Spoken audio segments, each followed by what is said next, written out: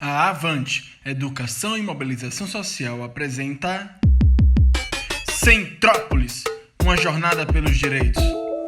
Audionovela produzida com o apoio da Kinder Not Health, KNH, através do projeto Estação Subúrbio, nos trilhos dos direitos.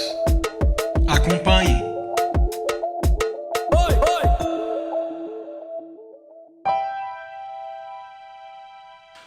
No capítulo anterior, Tina e Guga estavam aninhados ao fundo do cômodo.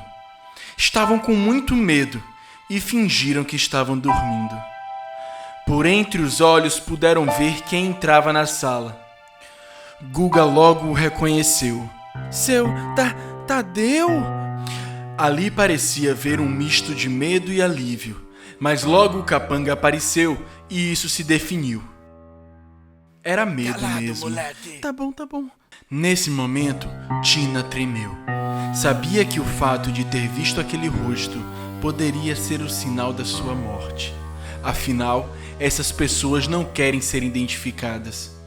Mas o pior ainda estava por vir, e o fato de Guga o reconhecer transformava o nada em coisa nenhuma. Não mudava as coisas, porque possivelmente eles iriam matar os dois de qualquer jeito. O tal do Tadeu apenas apareceu para olhar as crianças. Não disse nada e saiu da sala. E de lá se podia ouvir os urros e gritos do homem. Mal dava para entender o que dizia, mas parecia estar transtornado. Mas me conte, de onde é que você conhece esse tal Tadeu? Então, Tina, ele é o padrasto do meu amigo Theo, de quem te falei mais cedo. Guga, ele é policial. Talvez a gente não esteja tão encrencado assim. Sei não, Tina. Sempre tive um pouco de medo dele. E depois das histórias do Theo, eu não sei não. Guga chegou mais perto da porta para tentar entender. Tadeu falava coisas sobre o menino saber sobre a situação dele com Theo, a quem chamava de servo. E que, apesar do toque de recolher ter que ser obedecido, as duas crianças não eram da cidade, portanto não sabiam. Os capangas capturaram os dois e agora aquele garoto teria que ser morto. Caso contrário, o pior poderia acontecer a ele, inclusive uma denúncia sobre o enteado e a relação de um policial com o crime organizado que comandava o local. Isso o faria perder o cargo na polícia e dificultaria os tais negócios. Ao fim daquele papo confuso, os sons de passos se aproximaram e os dois voltaram a se apertar mais ainda no canto, buscando um colo que ali não teriam. E assim ficaram até adormecer novamente, sem fazer barulho.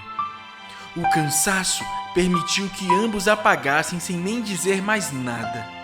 A madrugada fria e chuvosa passou bem rápido.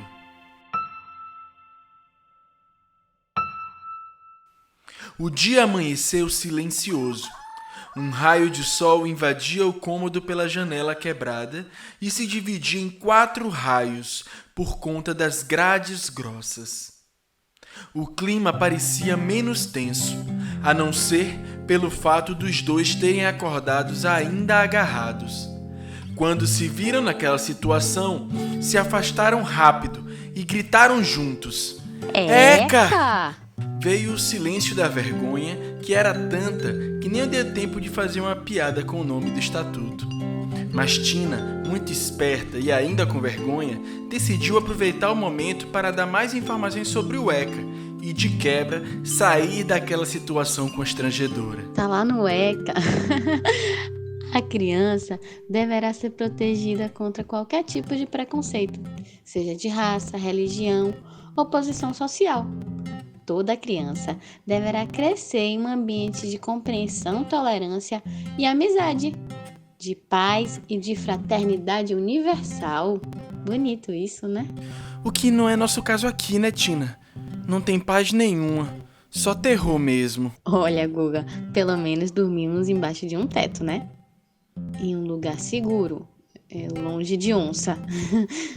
Depende de que onça você tá falando, né? Dormimos no covil de uma e ainda estamos vivos. Mas se for pelo tamanho da minha fome, estamos em perigo. É verdade. O bom humor de Tina contagiou o ambiente. Pode-se dizer que trouxe uma melhor visão do que poderia ser esse novo dia. Enquanto conversavam, Tina tirou da mochila um sanduíche que dividiu com um amigo.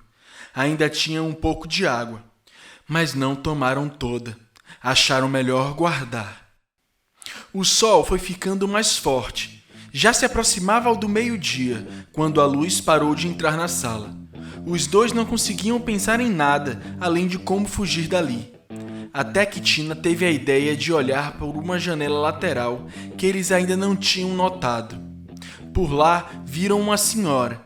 Parecia uma andarilha, que provavelmente estava de passagem bem naquela hora. Bateram na janela até que a senhora ouviu e foi acudir. A senhora conseguiu cortar a rede que protegia a pequena janela e os dois conseguiram sair dali. Naquele instante, os dois ouviram o som de gente chegando perto de novo. E o som foi ficando cada vez mais perto. Guga saiu primeiro pela janela e o som aumentava. De repente, a porta se abriu, bem na hora que as pernas de Tina tinham acabado de passar pela janela. Os então fugitivos ficaram escondidos, próximo à propriedade, esperando o movimento passar para poderem correr. Era cada calafrio que subia. Rogério tinha chegado no cativeiro e, para sua surpresa, não havia ninguém lá. Isso enfureceu e deixou vermelho de raiva. Saiu do local às pressas, olhando ao redor, para captar o menor sinal de movimento. Estava arisco, como quem sai para caçar. Daquele jeito, se uma mosca passasse, ele atirava. Saiu cantando pneu na sua caminhonete para encontrar Tadeu e ver qual seria o próximo passo. Os três, Guga, Tina e a senhora, saíram rapidamente do local, de charrete, até a casa dela. Eles estavam cobertos por um manto para que ninguém notasse. Quando chegaram à casa dessa senhora, descobriram que ela era, na verdade, uma sábia anciã dessa cidade. Dona Naninha. Ela também entendia de folhas e, vez por outra, tinha visões. As visões começaram quando ela perdeu seu primeiro filho por envolvimento com o tráfico local. Desde então, ela começou a entender mais de perto essa situação e a ajudar e proteger a sua comunidade. A cidade passava por várias questões, dos conflitos entre tráfico e polícia até os toques de recolher. Muitas crianças acabavam entrando no tráfico atrás de poder. Outros eram contra porque tinham medo das formas de violência. As hipóteses dos motivos de cada um eram muitas, mas o fato era que a cidade estava controlada pelo tráfico e que existia um toque de recolher. Caso alguém não obedecesse, haviam consequências das mais variadas. Era frequente as especulações sobre a existência de milícia. E apesar das pessoas do tráfico não concordarem com algumas situações como roubo, estupro e violência contra a mulher dentro do seu território, isso acontecia. Os casos que a polícia recebia denúncia não conseguiam ser investigados pela falta de acesso deles em determinadas áreas da cidade. E, além disso, algumas pessoas da própria polícia faziam uma série de situações para disfarçar algumas coisas e arquivarem alguns casos sem solução. As crianças ficaram espantadas pela situação da cidade e de como Dona Joana era lúcida, apesar de tanta idade. Ela disse que, apesar de tudo isso, ela tentava ajudar, como fez com eles. Essa madrugada, ela tinha tido a visão deles presos no cativeiro e esperou até que pudesse resgatá-los. Agora que eles estavam seguros, os dois puderam relaxar um pouco. Então, tomaram um banho e logo em seguida almoçaram. Dali então, resolveram armar um plano para denunciar o tal Tadeu e salvar Theo dos abusos. Dona Joana tinha uma neta que trabalhava na polícia e conseguiu a informação de que ela e uma colega já estavam desconfiadas de Tadeu há um bom tempo, mas bem às escondidas.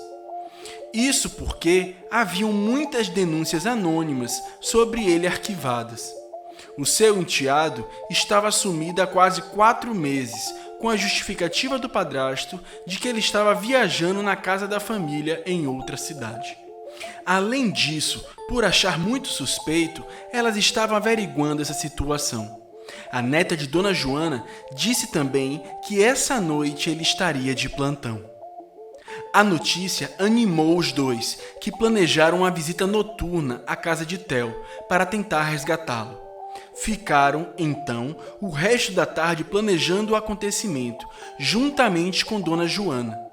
O sino da igreja local já marcava as 18 horas, quando Guga e Tina pegaram o rumo da casa de Theo. Estavam cheios de esperança e com muita vontade de salvar o amigo.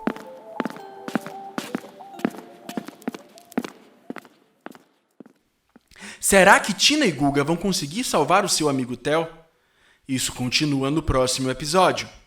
A Avante Educação e Mobilização Social apresentou Centrópolis, uma jornada pelos direitos.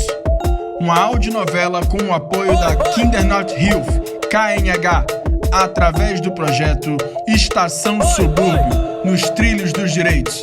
Siga nossas redes sociais e acompanhe nosso site. Um abraço e até breve!